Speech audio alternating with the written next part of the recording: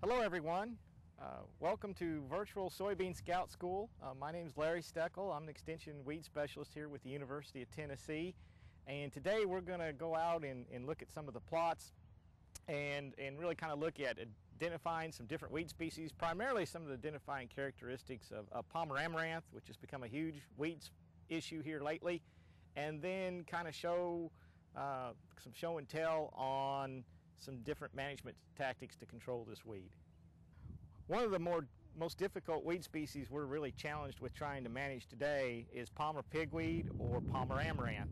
And it's really unique for weeds in a number of different ways, and really unique for pigweeds in that there's male and female plants. And the males, all they do is produce pollen, and they produce a lot of pollen. And the females, all they do is produce seed, and they can produce a tremendous amount of seed. One female Palmer pigweed that gets a little light, not competing with real heavy with the crop and gets some rainfall, can easily produce over 1 million seeds. Just one Palmer pigweed. And that's one of the reasons it's become such an issue. It's just this high seed production that it has. You get just one female Palmer pigweed plant in your field, and it can produce a lot of seed. That next year you're going to have a spot in the field the size of a pickup truck or a couple pickup trucks. If you don't do anything about it by that third year, and you're not able to control that weed, it's going to be covering most of the field and be carried with the harvesting equipment, typically a combine or a cotton picker. So you couple that seed production with the fact now that we have a biotype in the state of Tennessee that's become highly resistant to glyphosate or Roundup herbicides. It's spread just unbelievably fast. Identifying the Palmer pigweed species from a lot of the other pigweed species we have in Tennessee and in the Mid-South, there's about 10 different pigweed species, but there's only one that's glyphosate resistant currently, and that's Palmer amaranth. And it's fairly unique, as I mentioned, from other pigweeds from a couple different instances, but one of the biggest is the flowering branches. Palmer amaranth, you measure the flowering branches in feet, typically.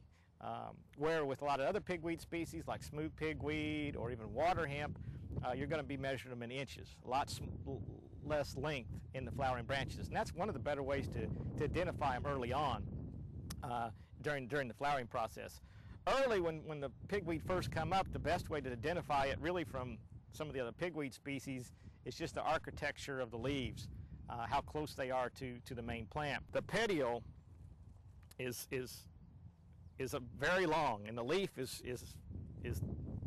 a good distance between it and the main stem of the plant. That's very different from what you'll see with other pigweed species. The leaf will be much closer to the main branch of the stem because the petioles are much shorter. And then also the aspect of hairs on the leaves. Palmer pigweed has no hair, no pubescence on the leaves or the stems. Smooth pigweed is anything but smooth. That we have a lot of that in the state as well. It has hair all over it. A lot of genetic diversity. So you got some red on the stem and the leaf and the petioles.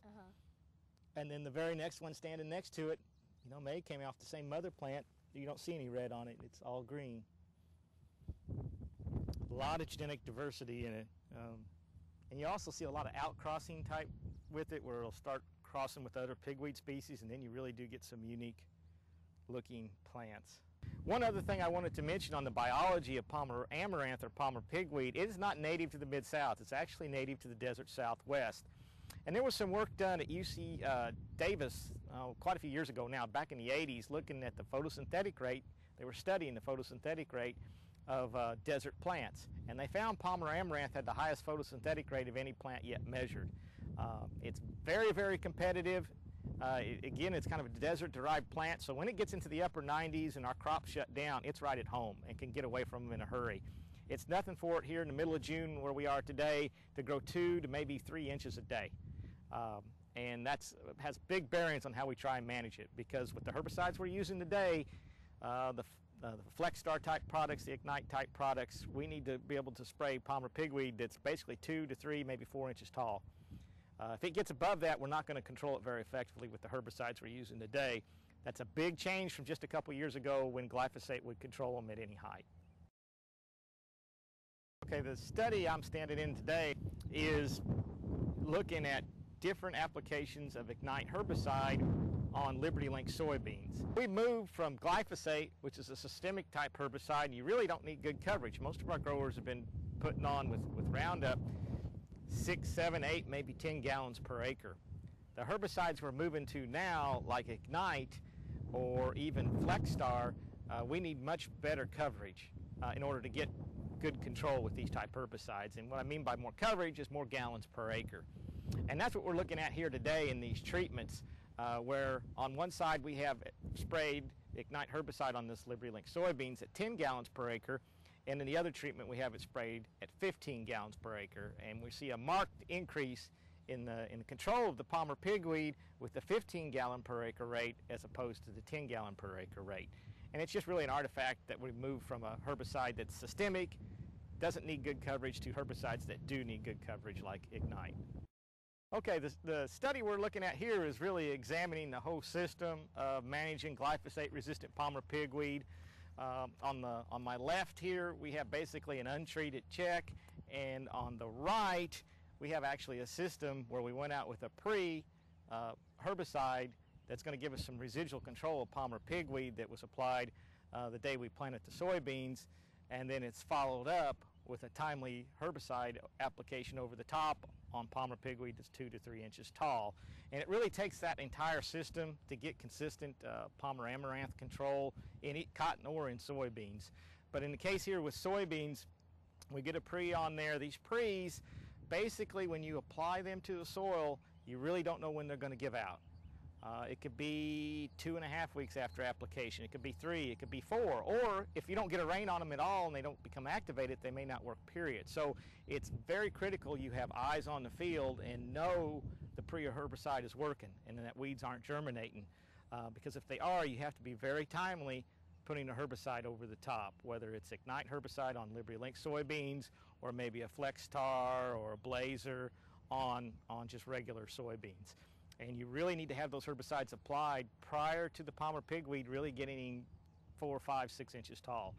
Once it becomes that tall with these herbicides, your control is going to be very inconsistent. This is when you want to be out and seeing it. You don't really want to get much taller than that to control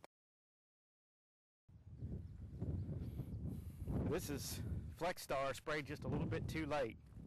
When it gets much above 2 to 3 inches tall like this one was, with a lot of these herbicides we're using now like Flexstar, if it's 3 to 4 inches tall, and particularly if it's dry and hot, you'll take off the main terminal, take out the apical meristem, and you'll get these suckering out down low from these lateral buds. And also almost makes one plant look like 2 or 3 or 4. I don't know how well you can see the lateral buds, but down low. And that's a typical response. If it's a little too big, or even if you're getting out there and spraying timely, and you get dry conditions for 2, 3, 4 days, dry, hot conditions, and it just doesn't translocate into the plant very well, and you'll get a lot of burning on the plant. And then after it takes out the apical meristem, you'll have this lateral growth out the bottom. And we're seeing more and more of that this last couple of years as we resort to herbicides that are contact type herbicides. Again, you can somewhat overcome this, as I mentioned, with coverage, higher gallons per acre, but regardless, if it's 5, 6 inches tall, it doesn't matter what kind of coverage you get, you will not control it with any of the herbicides we have today. The study you see here is really looking at total post control of Palmer Amaranth in soybeans, and it basically was designed to where what we used to do with Roundup, when we just went with Roundup or glyphosate over the top of our soybeans, and again we could control them at any height. This time though, glyphosate's not going to work on these Palmer pigweeds, so we're using a PPO herbicide. In this case, you're seeing Flexstar and Reflex, different formulations of that herbicide. What you see though is if you're just a couple days late, if you don't get out when it's 2 to 3 inches tall and spray a Flexstar application, you will see grow back, as you're seeing in this particular field. Timeliness is so critical, and that's why a system where you go out with a pre, get control early, and then come back with an early post-emergence application prior to the pigweed getting really 2 inches tall to 3 inches tall is the most consistent way to control it.